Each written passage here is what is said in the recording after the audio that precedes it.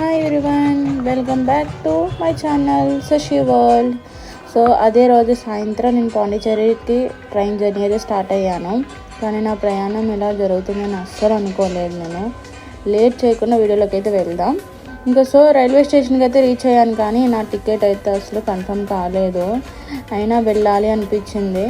ఇంకా ధైర్యంగా ట్రైన్ అయితే ఎక్కేసాను. అక్కడ ఒక మంచి మనిషి మీరు నాతో పాటు సీట్ అడ్జస్ట్ చేసుకుందాం, తీసి వచ్చాక ఇంకా ఫైన్ అయితే కలిసి చూసుకుందాం అని చెప్పి హెల్ప్ చేశారు నాకు. ఆ క్షణం నాకు అర్థమైంది ఏంటంటే ప్రయాణంలో దేవుడు మనుషుల రూపంలో వస్తాడని. ఇంకా కొంత టెన్షన్, కొంత ఎక్సైట్మెంట్తో చివరికి అయితే పాండిచేరి చేరుకున్నాను. సో నేను వెయిటింగ్ హాల్లోనే ఫ్రెష్ అప్ అయ్యి డ్రెస్ చేంజ్ చేసుకొని ఇంకా నా లగేజ్ పట్టుకుని వచ్చాను. అండ్ ఇంకా నేను నా ట్రాన్స్పోర్టేషన్ అదే ట్రైన్ డీటెయిల్స్ అన్నీ డిస్క్రిప్షన్లో ఇస్తాను, చెక్అవుట్ చేసేసేయండి ఏ టైంకి ఏం అవైలబుల్ ఉంటాయని చెప్పేసి. సో ఫైనల్లీ నేను వచ్చేసాను పాండిచేరి బీచ్కి. వావ్, చాలా బాగుంది, కానీ ఎండ ఎక్కువ ఉంది. సోలో చాలా బాగా అనిపిస్తుంది. And so happy. సో నేనైతే రైల్వే స్టేషన్ నుంచి రాక్ బీచ్కి ర్యాపిడోలో అయితే వచ్చాను. సో నాకు 8 minutes పట్టింది అనమాట.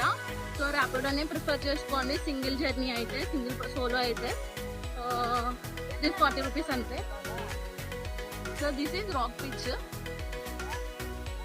చాలా బాగుంది రాక్ బీచ్ అయితే. మహాత్మా గాంధీ స్టాచ్యూ.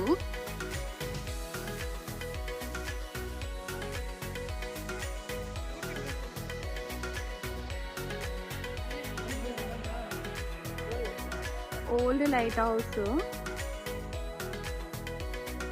ఇప్పుడు మహాత్మా గాంధీ నుంచి వైట్ టౌన్, అది మీరు ఆల్రెడీ ఇన్స్టాగ్రామ్లో చూస్తారు కదా, ఏమంటారు ఫ్రెంచ్ కాలనీ అని చెప్పేసి కెఫేస్. సో అక్కడికైతే వెళ్తున్నాను నేను. సో ప్రెజెంట్ మనకి రాక్ బీచ్ నుంచి అక్కడికి వెళ్ళడానికి 6 minutes అంతే. సో అక్కడికి వెళ్ళిన తర్వాత ఏం ఎక్స్ప్లోర్ చేస్తానో చూపిస్తాను. వైట్ టౌన్లో ఫ్రెంచ్ స్టైల్ భవనాలు, అదే ఫ్రెంచ్ కాలనీ వీధుల్లో నడుస్తుంటే యూరోప్లో ఉన్న ఫీలింగ్ అయితే వచ్చింది నాకు.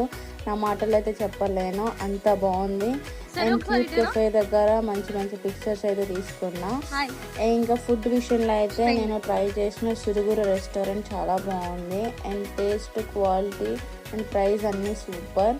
అండ్ కింద మెన్షన్ చేసిన డిస్క్రిప్షన్లో చెక్ చేయండి. అండ్ అక్కడ నాకు విజయవాడ, తెలంగాణ నుంచి అయితే కొంతమంది పరిచయం అయ్యారు. కొంతసేపు వాళ్ళతో మాట్లాడుతూ ఫోటోలు అయితే తీసుకున్నా. ఇంకా వాళ్ళ స్కూటీ కూడా డ్రైవ్ చేశాను. యాక్చువల్ మన స్కూటీ కూడా అవైలబుల్ ఉంటుంది, రెంట్కి తీసుకోవచ్చు. ఇంకా దాని తర్వాత అలా కొంచెం సేపు అలా నేను ఫోటోలు అవి తీసుకున్న తర్వాత, ట్రావెల్ అంటే ప్లేస్లు మాత్రమే కాదు, మనుషులు కూడా గుర్తుండిపోతారని అయితే అర్థమైంది. ఇంకా రాత్రికి నేను విల్లుపురం వెళ్ళాలి కాబట్టి ముందుగా ర్యాపిడోలో అయితే నేను బస్ స్టాండ్కి అయితే వెళ్ళాను. ఇంకా అక్కడ వచ్చేసి మనకు ర్యాపిడో 50 rupees అనమాట. ఇంకా 50 rupees. అండ్ అక్కడ నుంచి విల్లుపురం రైల్వే స్టేషన్కి అయితే బస్కి అయితే వెళ్ళిపోయాను. అక్కడ కూడా 50 rupees తీసుకున్నారు. ఇంకా ఇలా పాండిచేరి అందాలు హృదయంలో పెట్టుకుని నా నెక్స్ట్ డెస్టినేషన్కి అయితే స్టార్ట్ అయ్యాను. ఎక్కడికి వెళ్ళాను, ఆ ప్రయాణం ఎలా ఉంది అని నెక్స్ట్ వీడియోలో అయితే చెప్తాను. అంతవరకు stay tune. Day 1లో 1000 rupees spend చేశాను పాండిచేరిలోనే. చాలా బాగా అనిపించింది. బాయ్.